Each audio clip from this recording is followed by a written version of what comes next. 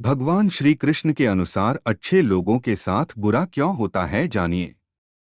मित्रों, आपने देखा है या महसूस किया होगा कि आपके आसपास धर्म कर्म या पूजा पाठ करने वाले लोगों की जिंदगी में खुशहाली उतनी नहीं होती जितने की दुष्ट या अधर्मी लोगों की होती है।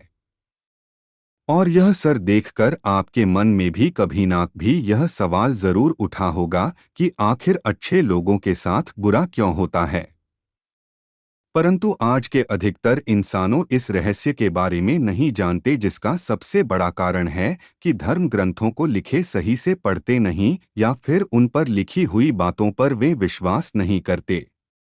आज की इस पोस्ट में हम जानेंगे कि अच्छे लोगों के साथ बुरा क्यों होता है, जिसका वर्णन भगवान श्री कृष्ण भगवत गीता में विस्तार से किया हुआ है। अच्छे लोगों के साथ बुरा क्यों होता है।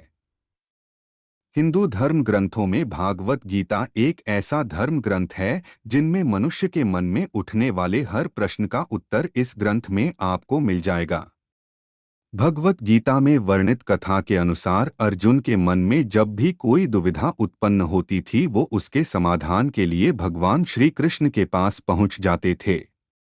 एक दिन की बात है, अर्जुन भगवान श्री कृष्ण के पास आए और बोले, हे वासुदेव, मुझे एक दुविधा ने घेर रखा है और इसका समाधान आप ही बता सकते हैं। तब श्री कृष्ण ने अर्जुन से कहा कि हे धनंजय, अपने मन की दुविधा विस्तार से बताओ, तब मैं उसका हल बताऊंगा।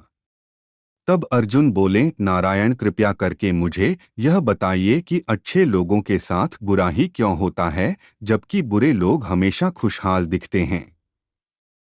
अर्जुन के मुख से ऐसी बातें सुनकर श्री कृष्ण जी मुस्कुराते हुए बोले, हे पार्थ, मनुष्य जैसा देखता है या फिर महसूस करता है, वास्तव में वैसा कुछ नहीं होता, बल्कि अज्ञानतावश वे सच्चाई को समझ नहीं पाता। श्री कृष्ण की यह बातें सुनकर अर्जुन हैरान हो गए और बोले, हे नारायण, आप क्या कहना चाहते हैं, मेरी समझ में नहीं आया। अब श्री कृष्ण बोले, अब मैं तुम्हें एक कथा सुनाता हूँ जिसे जानने के बाद तुम समझ जाओ कि हर एक प्राणी के उसके कर्म के अनुसार ही फल मिलता है।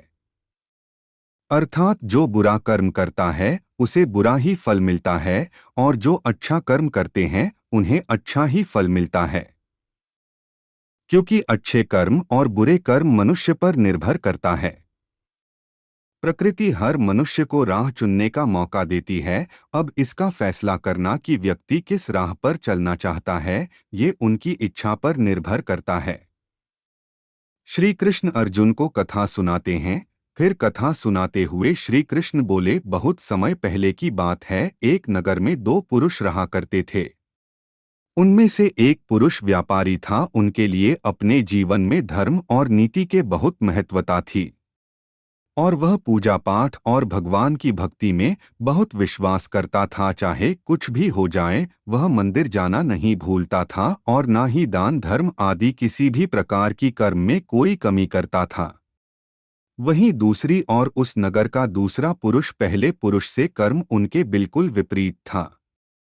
वह पुरुष प्रतिदिन मंदिर तो जाया करता था, लेकिन पूजा पाठ के उद्देश्य नहीं, बल्कि मंदिर के बाहर से चप्पल एवं धन चुराने के उद्देश्य से मंदिर जाया करता था। उसे दान धर्म नीति आदि किसी से कुछ लेना देना नहीं था।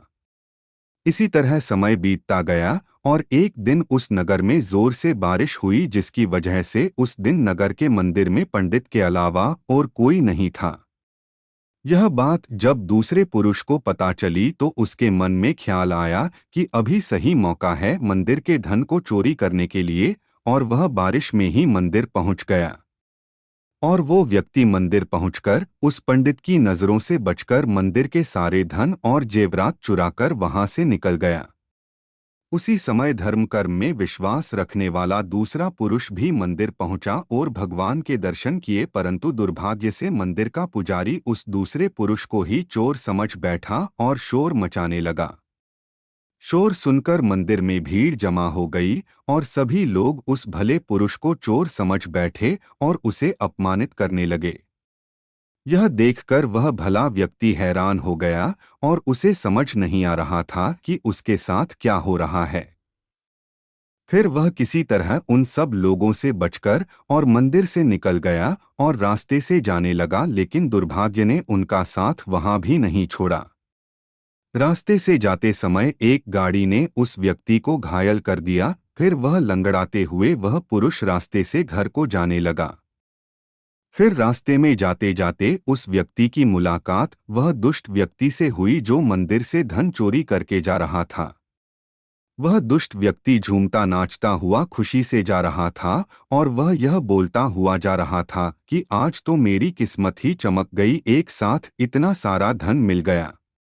यह बातें उस भले आदमी ने सुन ली और उसे हैरानी हुई और क्रोधित होकर और घर जाकर उसने भगवान की सारी फोटो निकालकर फेंक दी और भगवान से नाराज होते ही अपना जीवन व्यतीत करने लगा। जब समय बीतता चला गया उसके बाद दोनों ही पुरुषों की मृत्यु हो गई और वे यमराज के पास पहुंचे। वह भले पुरुष के बगल में उस दुष्ट व्यक्ति को खड़े देखकर यमराज से पूछ ही लिया कि मैं तो हमेशा अच्छे कर्म करता था, पूजा पाठ दान धर्म आदि में विश्वास रखता था, जिसके बदले जीवन भर मुझे अपमान दर्द और दुखी ही मिला, और इस अधर्म करने वाले पापी व्यक्ति को अपार धन और इसका जीवन सुखी से गुजरा, ऐसा क्यों? इस पर यमराज ने उस व्यक्ति को बताया कि पुत्र तुम गलत सोच रहे हो। जिस दिन तुम्हें गाड़ी से टक्कर लगी थी उस दिन वास्तव में तुम्हारे जीवन का आखिरी दिन था, परंतु तुम्हारे किए गए अच्छे कर्मों के कारण ही तुम्हारी मृत्यु एक छोटे से दुर्घटना में परिवर्तित हो गई।